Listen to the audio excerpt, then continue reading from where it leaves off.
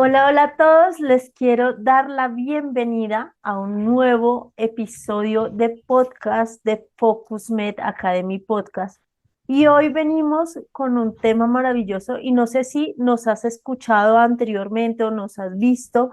Mi nombre es Sandra Sánchez, soy cofundadora de Focus Med Academy, una marca dedicada a educación financiera donde no solo hablamos de finanzas desde la perspectiva de los números, sino la evolución y la transformación del ser humano. Y hoy en este episodio de podcast venimos con una súper invitada, Ana Milena Gómez. Hola, ¿cómo estás? Hola Sandra, muy bien, gracias. Y quiero dar el inicio a un tema que es supremamente relevante y es cómo planear la jubilación sin morir en el intento. Y no sé si hoy en día estás en la edad de los 20 en donde no pensamos ni siquiera en jubilación, o en la parte de edad entre los 30 y los 40 en donde pensamos es en la educación de nuestros hijos. Pero la realidad es que todos vamos a llegar a una cierta edad y en esta cierta edad necesitamos tener ingresos porque ya no somos, digámoslo de esta manera, trabajadores activos o tenemos una vida productiva activa. Y cuando nosotros, no sé en qué momento de tu vida nos estás viendo en este video, pero muchas veces cuando nosotros estamos en una situación de edad adulta y lamentablemente no tenemos un plan de jubilación, tenemos muchas carencias. No sé, Ana Milena, si tú compartes esto conmigo. Claro, Sandra, es así como tú lo estás diciendo eso. Y aquí quiero o quise traer a colación este tema porque la situación es que necesitamos trabajar nuestras finanzas en todos los aspectos de nuestra vida, pero el plan de jubilación es uno de los temas más importantes que tenemos que tener en nuestras vidas. Y por eso quiero cederle la palabra a mi invitada, que antes de que hablemos del tema, Ana Milena, porfa, preséntanos un poquito quién eres, a qué te dedicas y si te parece, nos compartes los tips que nos traes hoy con respecto a los planes de jubilación. Bueno, Sandra, muchísimas gracias por la invitación. La verdad que es un honor poderte acompañar hoy y poder compartir mi experiencia con este tema. Yo soy Ana Milena Gómez Doncel, soy contadora pública de profesión. Por más de 20 años me he dedicado a asesorar familias y personas en la construcción de capital para su retiro laboral, de construir tranquilidad y libertad financiera y asegurar patrimonio. Entonces, esa ha sido mi experiencia desde hace 4 años.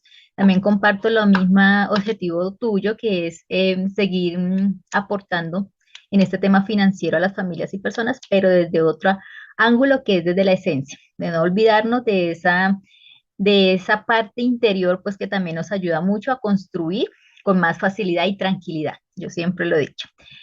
Bueno, el tema de hoy, como tú mencionabas, es cómo planear tu jubilación sin morir en el intento. Yo creo que es algo que las personas no piensan, no tienden a pensar que eso nunca va a llegar. Yo lo veo más así, lo ven como la muerte. Yo siempre les digo, o sea, nadie se levanta pensando que se va a morir o que algún día no va a estar en este planeta. Entonces, no tienen esa facilidad o esa conciencia de proyectarse en el futuro.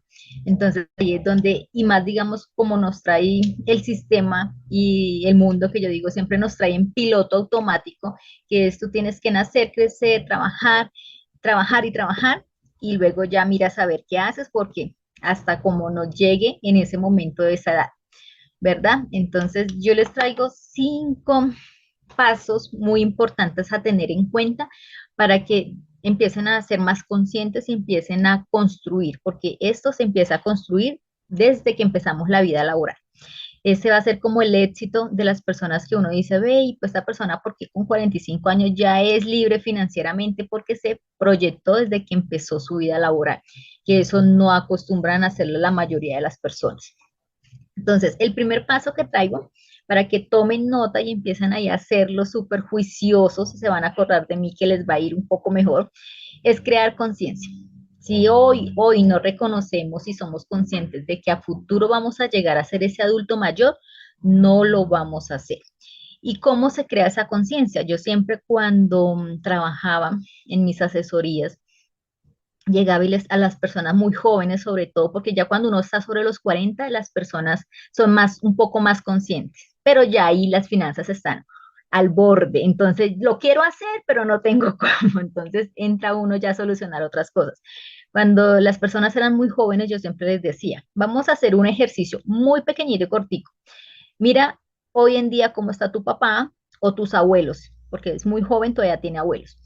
Mira ellos cómo están hoy económicamente, mira ellos qué construyeron para su futuro, mira en qué condiciones están. Entonces ellos empezaban a hacer como a pensar y de pronto estaban un poco bien sus papás, sus abuelos, pero tenían algún tío, algún vecino, algún primo, algún familiar que tenía esa misma edad y era la persona que dependía de los hijos, la persona que nunca guardó, nunca ahorró, nunca guardó un solo peso y tenía los 60 o 80 años, tenía que seguir trabajando y no en trabajos precisamente dignos, sino en lo que fuera, una venta de dulces, normalmente es informalidad en la calle. Entonces ellos rápidamente hacían este ejercicio y decían, wow, yo no me había aterrizado a pensar qué podía pasar, ¿no? Yo les digo, piensa cómo quieres llegar a esa edad. O sea, piensa ahorita, transpórtate en el tiempo por un minuto y piensa cómo quieres llegar a tus 60 y después de los 60, que es la edad donde uno se pensiona, tiene una expectativa de vida mínimo de 20 años, mínimo, porque pueden ser 30, 40 años, entonces mínimo 20. ¿Cómo piensas vivir esos 20 años? Y la persona ahí hacía conciencia y ahí empezaba, wow, yo acabo de aterrizar, me acabas de aterrizar, me decían, me acabas de aterrizar, ¿por qué? Porque yo nunca me levanto pensando eso. Y por más de que yo estoy viendo a mi papá, estoy viendo a mi abuelo o estoy viendo a una persona que en este momento está mal económicamente y tiene esa edad, no lo había relacionado conmigo. Entonces es crear esa conciencia, empezar a crear. Y si ya tenemos los 40, los 50 y no lo hicimos por nosotros, aunque todavía lo podemos hacer, empezar a crear esa cultura en nuestros hijos, los que traemos hijos de 10, 15, 20 años, empezar a inculcarle que apenas empiecen su vida laboral, tienen que ser conscientes de que van a llegar a ese adulto mayor. Y hay algo que tú mencionas, Ana Milena, y pasa mucho en Colombia, y quizás si nos estás escuchando de otros países, pueda pasar en tu país, porque esto es un tema global, y Global. es que venimos en una escalera inversa en todo el tema de jubilación, ¿no? Entonces, Sí. a la final muchas personas dicen, no, pues yo, a la edad que yo me vaya a retirar, no, yo jubilación, una pensión, eso ni existirá en esa época, si lo estamos hablando de los jóvenes de hoy en día. Pero la realidad es que si tú crees que no vas a adquirir una pensión del Estado, que no te van a pagar por los años que hubieras aportado a pensión, efectivamente tienes que buscar otras alternativas para tú cubrir tus gastos futuros. Así es, Sandra. Así es, y no podemos delegarle esa responsabilidad a un tercero. O sea, por eso digo, crear conciencia y pensar que yo soy el responsable de mi adulto mayor. Y ya ahí gran parte viene el segundo punto, que ahí lo voy a unir, con o partecita con lo que tú me estás diciendo, que es la educación financiera. Las personas no nos enseñan de finanzas ni de educación financiera, ni en el colegio, ni en la universidad, y nos toca por cuenta propia empezar a tomar ese hábito de educarme. ¿Qué sucede? Que las personas empiezan su vida laboral y empiezan a adquirir bienes y servicios, a vivir la vida porque es que me lo merezco, porque es que no sé si mañana estaré vivo, no sé cuánto voy a vivir, o sea, a vivir en la inmediatez del presente y olvidándose pues que va a llegar un futuro, ¿no? Las finanzas personales, yo siempre digo, es podernos educar y poder tomar decisiones acertadas en cuanto a lo que yo quiero. Las decisiones que tome hoy me van a ayudar para estar mejor mañana. Decisiones, digamos, enfocadas y acertadas, ¿verdad? Porque yo puedo tomar hoy decisiones, pero sin consultar, sin pedir la asesoría de una persona experta y me voy a dejar llevar solo por mis emociones, por lo que siento en el momento, por lo que yo creo que es lo que quiero y lo que me sirve ahora. Entonces la educación financiera es educarnos un poco y si no, porque tengo muchos, he tenido muchos en mi experiencia personas que dicen, ay, es que yo con los números no, no, no, no. Entonces es como cuando tú tienes un médico de cabecera o cuando tú tienes si te gusta hacer deporte, un entrenador de cabecera. contrata los servicios de una persona externa que te pueda asesorar y te pueda guiar en esas tomas de decisiones, inversión, ahorro, proyecto de vida, bueno, muchas cosas. Entonces ahí empezamos a buscar la asesoría. Si no nos educamos, buscar la asesoría y el acompañamiento de personas que nos puedan guiar en este proceso. Entonces, educación financiera, sí o sí, o contratar servicios especializados de personas que nos puedan dar esa orientación, que nos puedan ayudar a construir esos proyectos que nosotros tenemos a futuro.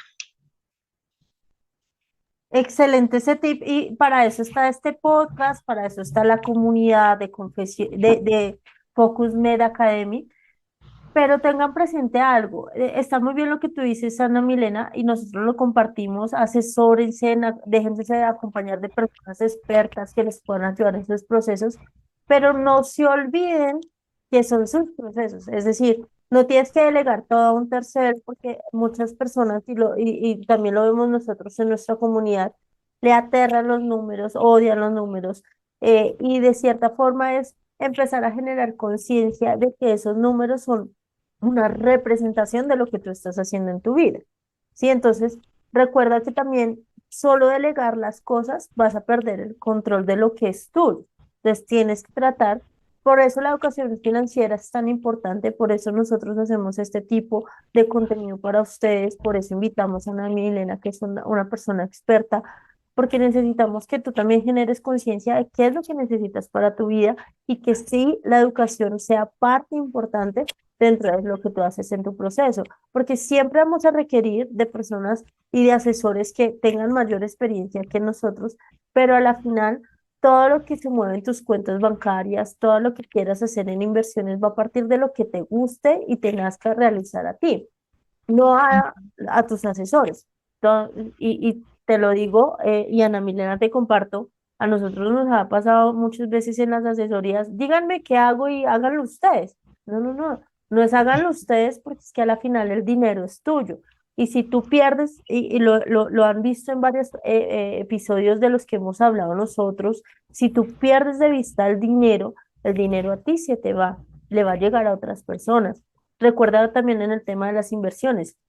Tú puedes tener brokers que hacen las inversiones por ti, claro, pero ellos se van a ganar una comisión por el hecho de que tú no conozcas la información y sean ellos quienes hagan la administración. Entonces, todo eso tienes siempre que medirlo y me parece un tip fabulosísimo. Aquí ya estoy tomando nota para todos los de la comunidad y para hacer un pequeño resumen al final. Entonces, Sí. ahora sí, vamos con nuestro tercero. Sí, ahí te voy a cerrar un poquito. Educación financiera, más que todo cuando no sabemos si estamos empezando, es súper importante tener como esa asesoría mientras empezamos a adquirir esa experiencia propia, como tú lo decías, y empezamos a personalizarnos un poco más de nuestro caso puntual, pero nunca dejamos, porque como tú dices, ya puedo controlar mis finanzas, pero ahora quiero invertir, entonces necesitas otro tipo de asesoría, entonces siempre vas a estar. O sea, yo no digo, ya creérmelas todas y no, yo ya hice un curso de finanzas o ya el contador me explicó cómo tengo que hacerlo y ya me voy solito, no. O sea, es un 50-50, yo siempre lo he dicho. Bueno, tercer paso para no morir en el intento mientras construyen esa jubilación es ahorrar antes de gastar. Este hábito no lo tiene, yo creería que el 99% de las personas en Latinoamérica y en el mundo, te lo atrevería a decir. O sea, es un porcentaje muy bajo el que adquiere el hábito de primero crear el hábito del ahorro. Y segundo, empezar a ese hábito del ahorro mínimo, lo ideal o lo que recomiendan es el mínimo el 10%.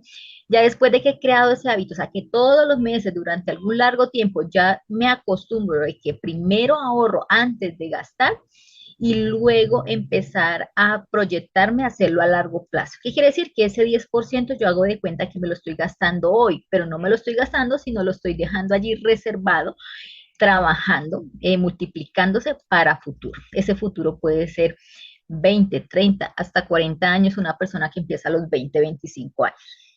Entonces, el primero es crear el hábito del ahorro. Las personas no tienen ese hábito de ahorrar, ni siquiera se proyectan a ahorrar a corto plazo. Quiere decir, que en 6 meses quiero cambiar el celular, no se proyectan a decir voy a ahorrar 500.000 pesos para no endeudarme, sino comprarlo de contado. Entonces, primero es crear el hábito del ahorro.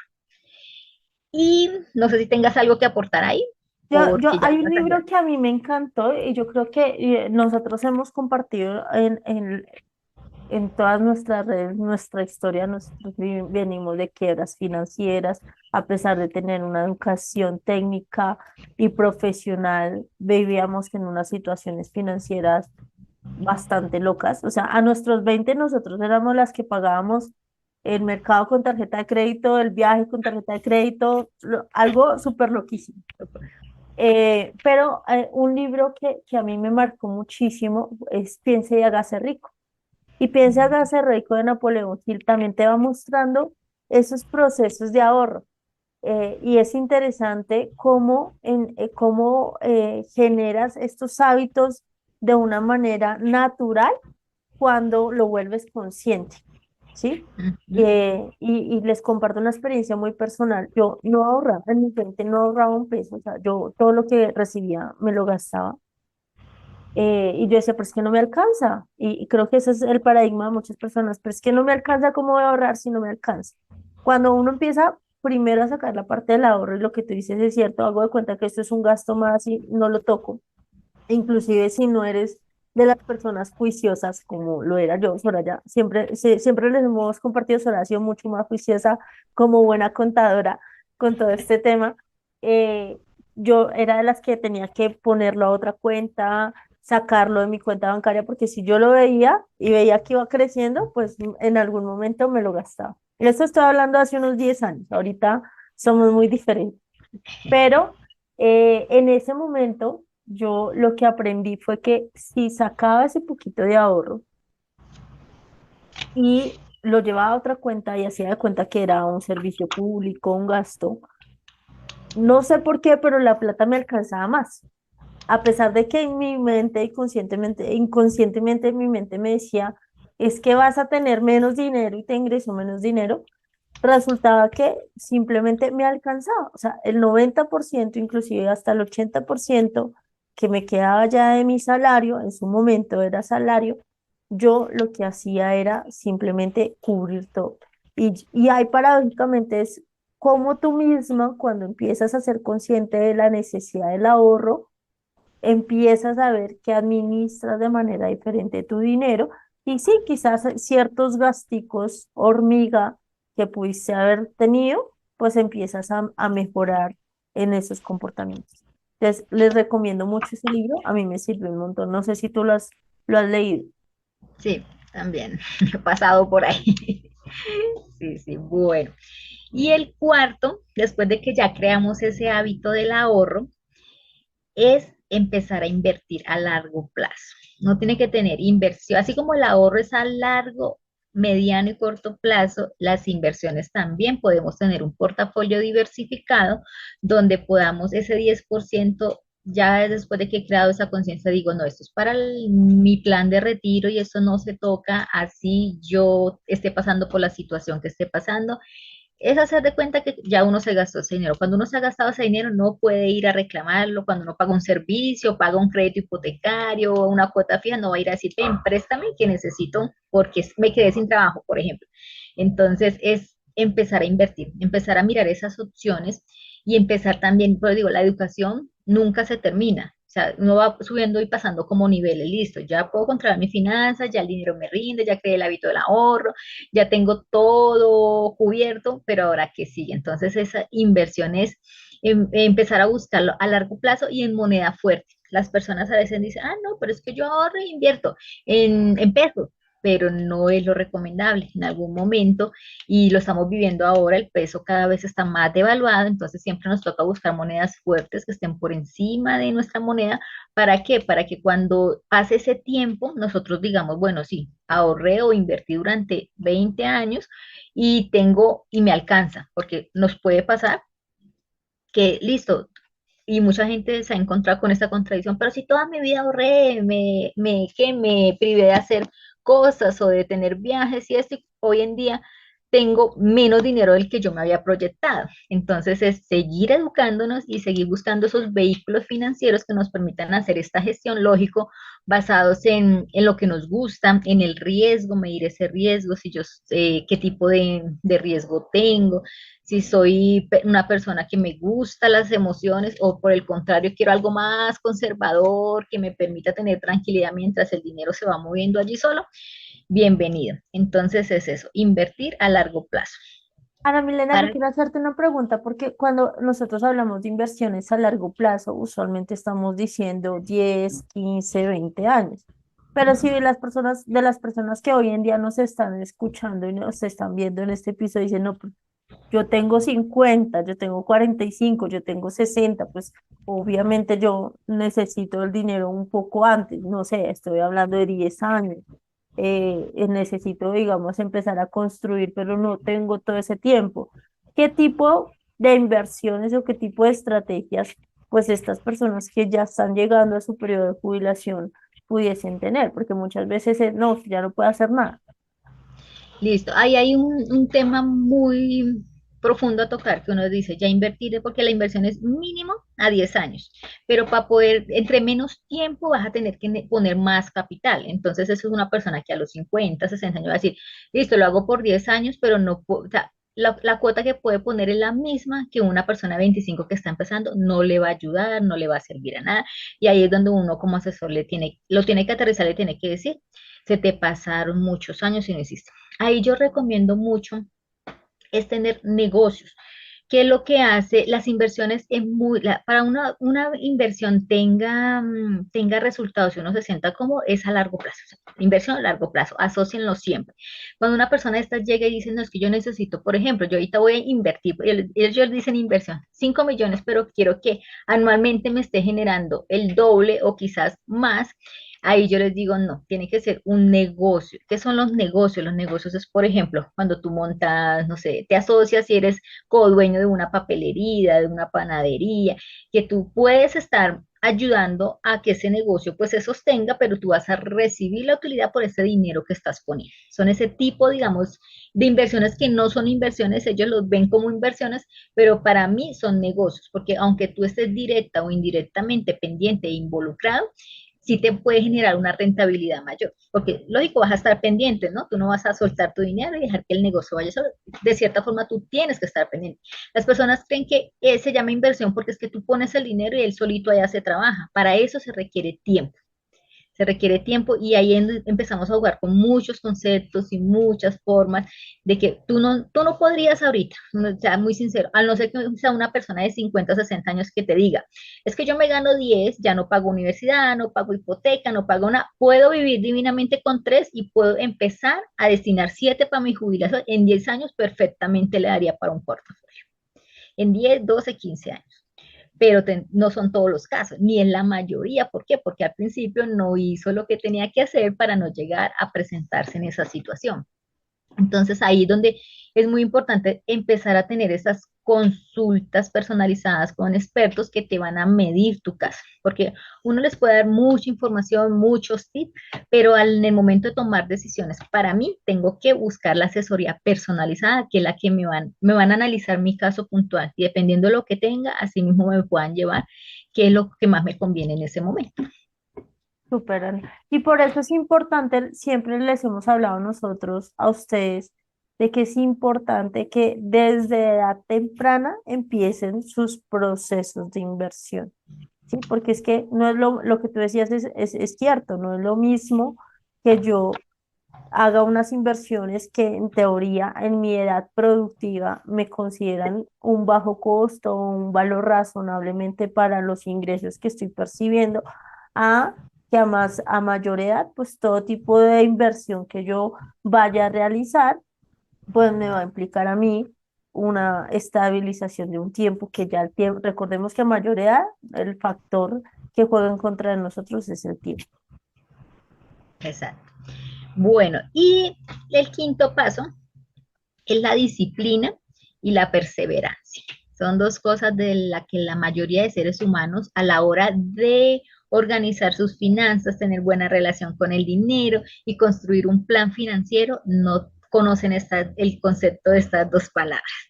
La disciplina, ¿por qué? Porque yo lo voy a tener que hacer durante muchos años. Es como cuando tú decides ser fitness y tú sabes que ese proceso es para toda la vida. Entonces, tener unas buenas finanzas y construir un buen futuro financiero va a requerir prácticamente de toda mi vida productiva o mi vida laboral. Entonces, tengo que ser súper disciplinada y perseverancia porque se van a presentar cosas como en la vida, todo.